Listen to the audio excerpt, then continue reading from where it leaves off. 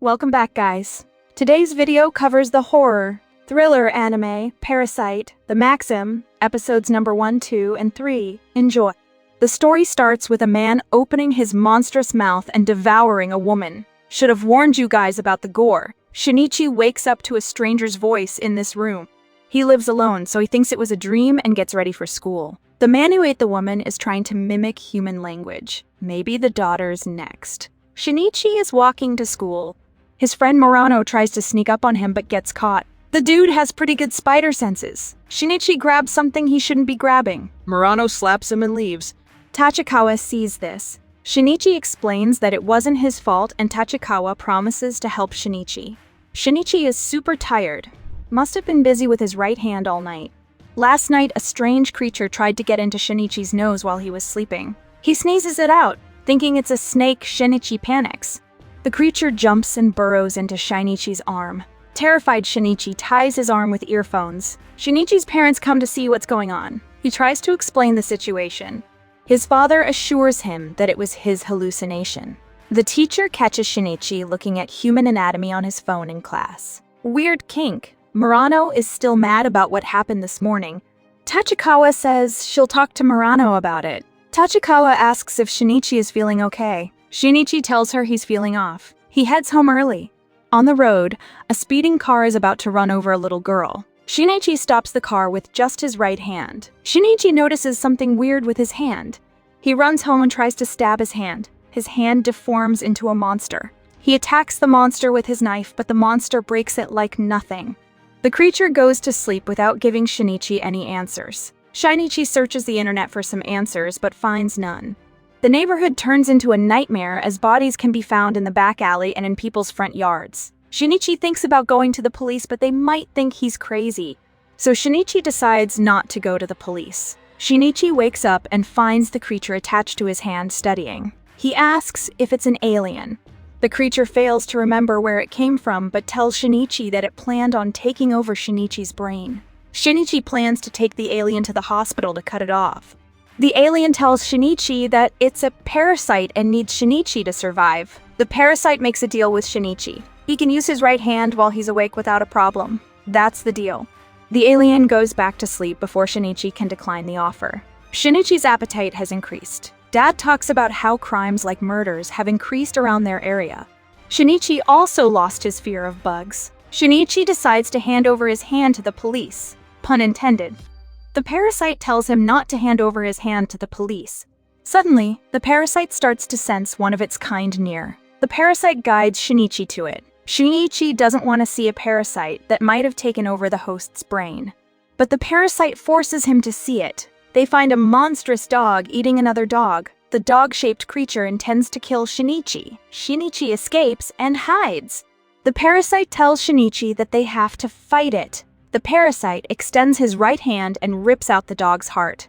They are safe for now. However, the town has turned into a living nightmare. The second episode starts with a woman being picked on by thugs. A man comes in and saves her. As he walks her home, the gang attacks the man. The man transforms into a monster and slaughters them all. Shinichi doesn't want to go to the police now because he'll be vulnerable without his parasite. They think about naming the parasite. It names itself Migi. Shinichi is in PI class playing basketball. Tachikawa says Murano will forgive him if he scores. He wins the game in the last second with the help of Migi. Murano meets Shinichi after the game. He apologizes to Murano and she decides to forgive him only if he promises to treat her with some pancakes. Murano tries to leave, but Migi tries to grab her. Shinichi stops Migi. Murano finally leaves, saying Shinichi seems kinda sus. A guy that also likes Murano comes in and tells Shinichi to meet him outside. He tells that Murano belongs to him and beats Shinichi. Shinichi tries to hold back, knowing Migi might kill him. Migi knocks the guy out with one hit. Shinichi goes to the washroom and Migi seems to have taken an interest in his private parts. Naughty Migi.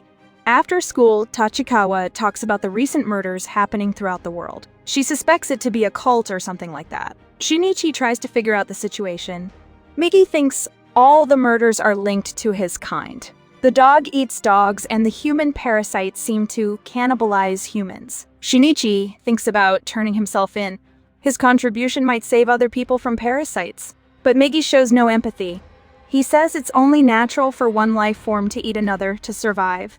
Shinichi calls Migi a parasite and an insect. Migi threatens Shinichi. Any attempt that might harm Migi's existence will result in Shinichi losing his eyes and mouth. Shinichi is out for some fresh air, but another parasite senses Migi and Shinichi. Migi senses the potential threat and warns Shinichi. They leave to find a place where there are fewer people. Shinichi plans to meet the other parasite face to face despite the parasite warning him. The other parasite that was following them finds them. He sees Migi and Shinichi's situation and offers Migi a place in his host's body. It cuts off its host's arm and offers Migi to transfer hosts. The parasite loses blood and tells Migi to hurry. It tries to kill Shinichi, but Migi cuts off its head. The parasite dies and Migi goes to sleep. The next day, Shinichi is on a date with Murano. Shinichi and Murano go to a park to find some guys torturing a cat. Shinichi saves the cat.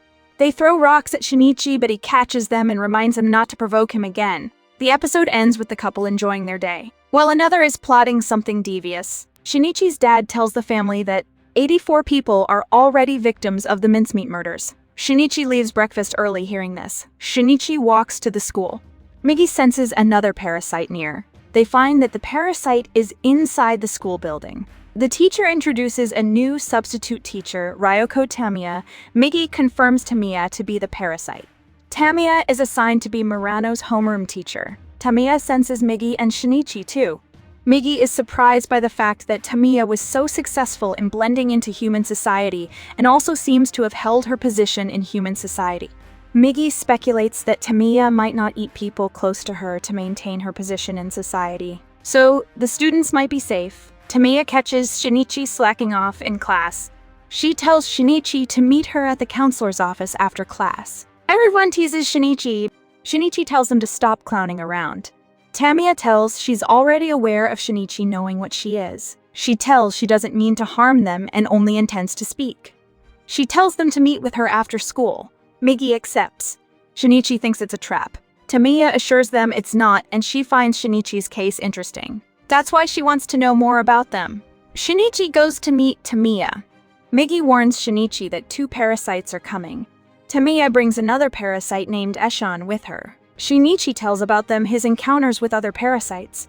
He thinks of parasites as man-eating monsters. Tamiya tells Shinichi that she has tried getting pregnant and was successful. She asks him about the thing that is growing inside of her. Migi says it's a normal baby. Tamiya asks Shinichi what that means for the species. Shinichi thinks nothing of it and calls them monsters who cannibalize its kind. Eshan leaves. He plans to kill Migi. Tamiya warns Shinichi not to behave irrationally. If they do, Tamiya is capable of changing her face while Shinichi can't do that to her. She also threatens to kill an entire classroom. Terrified, Shinichi goes home. The next day in the classroom, Migi senses killing intent and warns Shinichi. Eshan is at the school gate. He makes his way into the school. He kills 3 teachers trying to stop him. Teachers make the students evacuate, and Migi intends to fight the intruder. Migi says it will attack the students trying to find Shinichi, and during the distraction, Migi will tear his heart out. Realizing the dangers impending on the students and Migi's psychopathic plan, Shinichi takes the fight to Eshan.